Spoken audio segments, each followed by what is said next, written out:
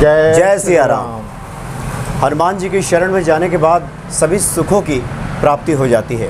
गोस्वामी तुलसीदास जी ने इन सुखों का दो बार जिक्र हनुमान चालीसा में कर दिया है।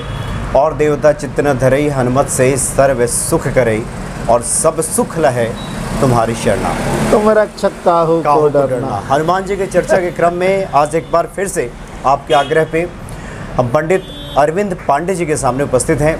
अरविंद पांडे जी ने पिछले कई सारे वीडियोस में अपने अनुभव साझा किए थे, जो कि भक्तों के बड़े वो काम के साबित हुए और आस्था और भक्ति को बढ़ाने वाले वो साबित हुए। एक बार फिर से हम पंडित जी से आग्रह करेंगे कि पंडित जी, जैसे कि मैंने कहा, हनुमान जी की कृपा से, हनुमान जी की पूजा आराधना से सब सुख संभव है।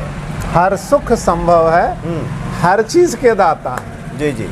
दुनिया के हर ऐश्वर्य दे देते, अधिक नहीं देते।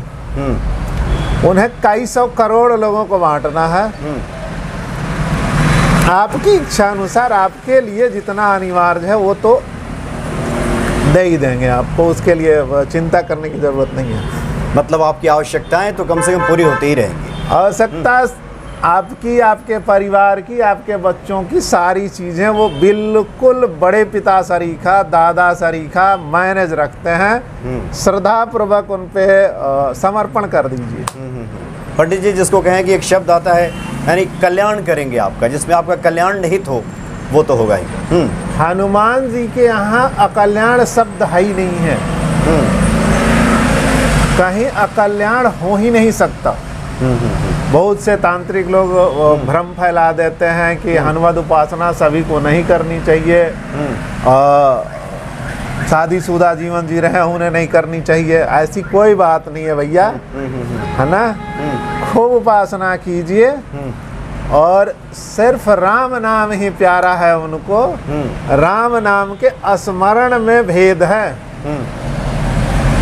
ना। सभी भक्त ये ध्यान दें, लाखों लाख राम नाम का जप कीजिएगा तो हृदय से निकलने लगेगा, है ना। और वह श्वास आपकी ऊपर ही जाएगी, नीचे नहीं जाएगी। राम शब्द कर रहे हैं, जिह्वा मुंह बंद कर लें, जिभ को तालू से सटा लें और राम शब्द का उच्चारण करें। एक बार कुछ दिन जप करने के बाद आपको ये समझ में आएगा कि हमारे हृदय से ये राम नाम निकल रहा है। अच्छा, राम मतलब खुद ही उच्चारित होता हुआ अनुभव होगा ऐसा। उच्चारण जब राम नाम का आपके हृदय से अनुभव होने लगे कि हमारे हृदय से ये आवाज ध्वनि निकल रहा है और हम इसको सुन रहे हैं। जी। जिस दिन यह आपको अनुभव हो जाए कि यह मंत्र हमारे हृदय से निकल रहा है और हम उसको सुन रहे हैं, हनुमान जी आपके अगल बगल ही कहीं हैं। बेशक यह एक बहुत बार मैंने आपको बता दिया कि कनक भूधराकार शरीरा समर भयंकर अतिबल वीरा, इस रूप में इस नयनों से दृश्य नहीं है ना, लेकिन वो आपके सूक्ष्म रूप में कहीं अगल बगल हैं और आपकी हर मनोकामना सुनेंगे, हर चीज सुनेंगे। उच्चारण, मुंह आंख बंद कर लीजिए, सांस को नॉर्मल चलने दीजिए, मुंह बंद होनी चाहिए, जिह्वा तालू में सट जाए तो ज़्यादा बढ़िया है, और राम शब्द का उच्चारण कीजिए। कुछ दिन साधन के बाद आपको हृदय में लगेगा कि राम नाम हमारे हृदय से निकल रहा है और हमारे दिल दिमाग ब्रह्मांड में गूंज रहा है, और उसके बाद आप बड़ी दिव्य आनंद का अनुभव करेंगे। उस समय हनुमान जी आपके पास ही कहीं होंगे। यानी ऐसा होने लगे तो समझिए कि हनुमान जी आपके इर्द गिर्द ही कहीं हैं। इसमें सुबह का मुहूर्त बढ़िया होता है। मैंने कई बार कहा है कि सुबह का मुहूर्त पकड़िए, ब्रह्म मुहूर्त पकड़िए तो बहुत बढ़िया है, और उसमें आप इनको सुमरन कीजिए, अब पूरा फायदा उठाइए। बहुत की कामना अगर है और आपके अंश में वो दे रखे हैं, विधि ब्रह्मा ने लिख रखी है, तो कोई रोकेगा नहीं, वो और बहुत बढ़िया होकर के आपको मिल जाएगा। और अच्छा जी जी। अच्छा पंडित जी, आपने तो कई बार, आप बहुत अच्छे साधक हैं हनुमान जी के, बहुत अच्छा नहीं हूँ, बस थोड़ी सी कर लेता हूँ। तो आपने कई बार अपने अनुभव भी साझा किए हैं। आपने तो इस मंदिर की स्थापना और हनुमान जी कैसे यहाँ स्थापित हुए उसकी पूरी कहानी, उस कथा आपने बताई थी। और आपके कुछ स्मरण में ऐसा कोई अनुभव, कुछ कृपा आप अनुभव कर पा रहे हो कभी, जो आप साझा करना चाहें? पीछे भी बताया हूँ कि आप कहीं घोर संकट में हैं, है ना, और वहाँ आप फंस गए हैं, आपको बचने के चांस बहुत कम हैं। जिंदगी और मौत के बीच की खाई बिल्कुल सिमट रही है, बिल्कुल सिमट गई है ना। उस स्थिति में अगर आपने हनुमान जी को याद करा तो पवन के झोंके सरीखा आपको निकाल ले जाते हैं। अनुभव आपको मैं बता रहा हूँ, बिल्कुल पक्की अच्छा। पक्की जी। 8 अप्रैल 1982, 8 अप्रैल 1982 को एक जगह आग में मैं घिर गया था।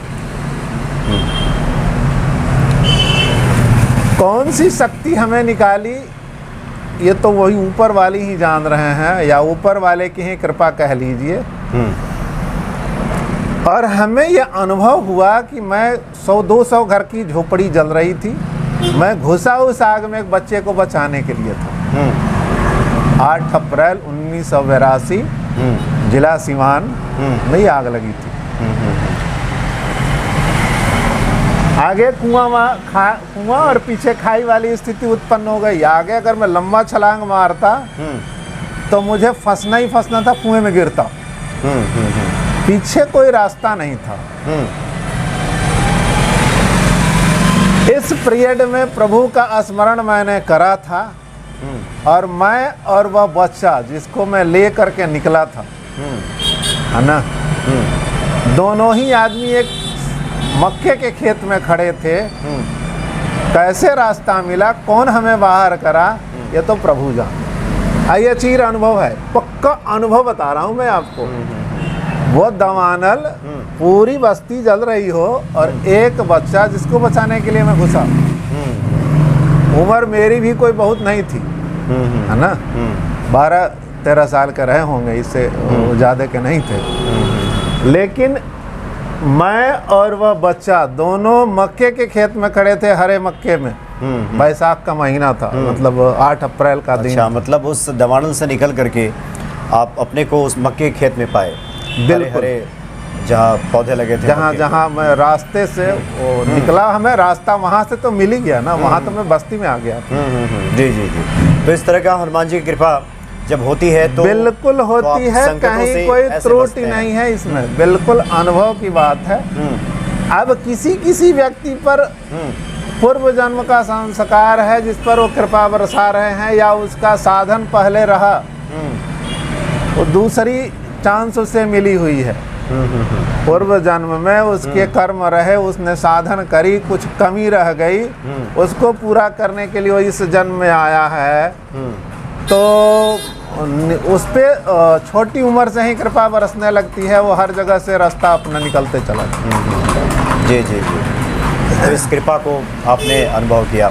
अच्छा पंडित जी, आपसे बातें हो रही थी, आप कुछ हनुमान जी से की पूजा को लेकर के कुछ उपाय बता रहे थे कि बहुत सारे इस सांसारिक जगत में, इस संसार में लोग मुसीबतों में होते हैं, समस्याओं में होते हैं, तो कुछ हनुमान जी के आप उपाय बताएं कि जिससे कि लोगों का कल्याण हो।